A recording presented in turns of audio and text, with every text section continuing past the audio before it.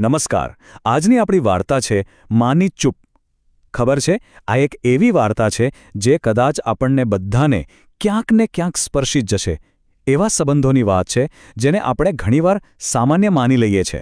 તો ચાલો આ વાર્તામાં ઊંડા ઉતરીએ. ચાલો આ એક સવાલથી જ શરૂઆત કરીએ.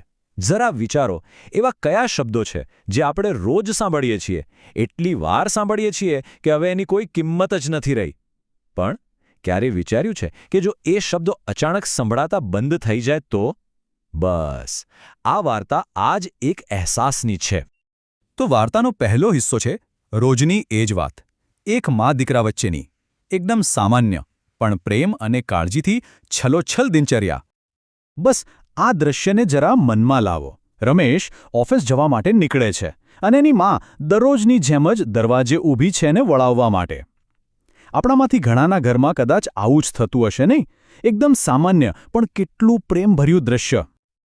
અને પછી સંભળાય છે શબ્દો, બેટા સમયસર આવી જજે. રોજ એક પણ દિવસ પાડ્યા વગર એની મા બસ આટલું જ કહેતી. આ ખાલી શબ્દો નહોતા ખરું ને, એ તો એક માની ચિંતા હતી, એનો પ્રેમ હતો જે આ વાક્યમાં છલકાતો હતો. અને રમેશ શું જવાબ આપતો? માં રોજ રોજ એક જ વાત. હવે જો એ ગુસ્સામાં નથી કહેતો, પણ એના અવાજમાં એક જાતની બેપરવાહી છે. જાણે એના માટે માના આ શબ્દો હવે બસ એક રોજની આદત બની ગયા છે. એની પાછળનો જે પ્રેમ છે, એ ઊંડાણ છે, એ કદાચ જોઈ જ નથી શકતો. પણ પછી વાર્તામાં એક ટ્વિસ્ટ આવે છે.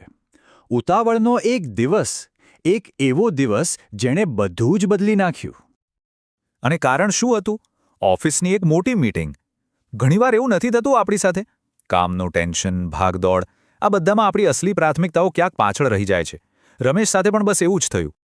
એટલે એટલી ઉતાવળમાં હતો, એટલી ઉતાવળમાં કે એના મગજમાં બસ મીટિંગ જ ફરી રહી હતી.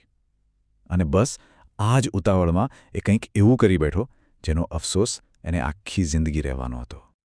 એ દિવસે માએ રોજ કરતાં કંઈક અલગ કહ્યું. બેટા આજે ચા પીજે છે ને, પછી જજે.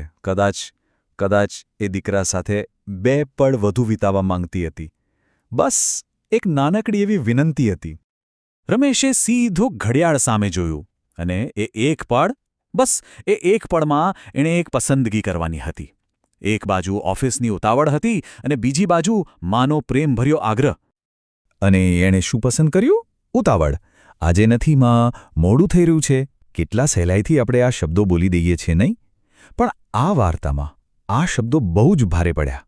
એણે માનીએ નાનકડી વિનંતી ઠુકરાવી દીધી. અને બસ અહીંથી વાર્તાનો આખો માહોલ બદલાઈ જાય છે. હવે આવે છે માની શાંતિ. એક એવી શાંતિ જે બધું જ છીનવી લેવાની હતી. માં ચૂપ થઈ ગઈ. એ શબ્દો જે રોજ સંભળાતા હતા, આજે એકાએક શાંત થઈ ગયા.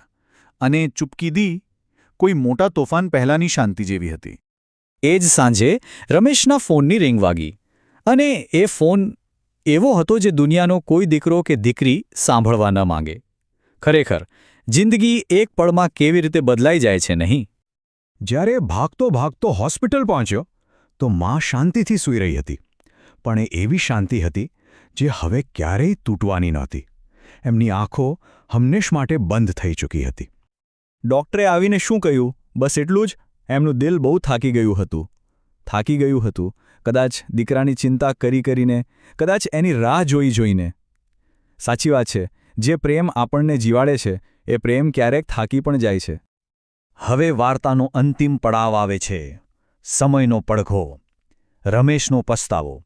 જે શબ્દો એણે ક્યારેય ધ્યાનથી સાંભળ્યા નહોતા, એ જ શબ્દો હવે એના કાનમાં ગૂંજી રહ્યા હતા. માના એ જ શબ્દો, બેટા સમયસર આવી જજે, હવે એના કાનમાં સતત પડઘાઈ રહ્યા હતા. જે શબ્દો એને રોજની કટકટ લાગતા હતા, આજે એનો સાચો મતલબ સમજાયો. માએ એને ઓફિસથી સમયસર પાછા આવવાનું નહોતી કહેતી. એ તો જીવનમાં, સંબંધોમાં સમયસર પાછા વળવાનું કહી રહી હતી. અને આ જ તો આખી વાર્તાનો સૌથી મોટો અને સૌથી દુઃખદ વિરોધાભાસ છે. આજે રમેશ પાસે સમય હતો, ઘણો બધો સમય હતો, પણ જેની માટે એ સમય કાઢવાનો હતો એ માં જ નહોતી. સમયની કિંમત સમજાઈ, પણ બહુ જ મોડું થઈ ગયું હતું. તો આખી વાર્તામાંથી શીખવા શું મળ્યું? જ્યારે પ્રેમ ચૂપ થઈ જાય છે ત્યારે શું થાય છે? ચાલો એના પર વાત કરીએ. આખી વાર્તાનો સાર બસ આ એક લાઇનમાં છે. જે પ્રેમ આપણને રોજ મળે છે ને, એની સાચી કિંમત આપણને ત્યારે જ સમજાય છે જ્યારે એ પ્રેમનો અવાજ હંમેશા માટે બંધ થઈ જાય છે. આપણે માની લઈએ છીએ કે એ તો છે જ, એ ક્યાં જવાના છે, પણ હકીકત એવી નથી હોતી. અને એટલે અંતમાં બસ આ એક સવાલ: જે પ્રેમ આપણને રોજ મળી રહ્યું છે, શું આપણે પણ એને ચૂપ થવાની રાહ જોઈ રહ્યા છીએ? રમેશ જેવી ભૂલ ક્યાંક આપણે તો નથી કરી રહ્યા ને? જરા વિચારજો.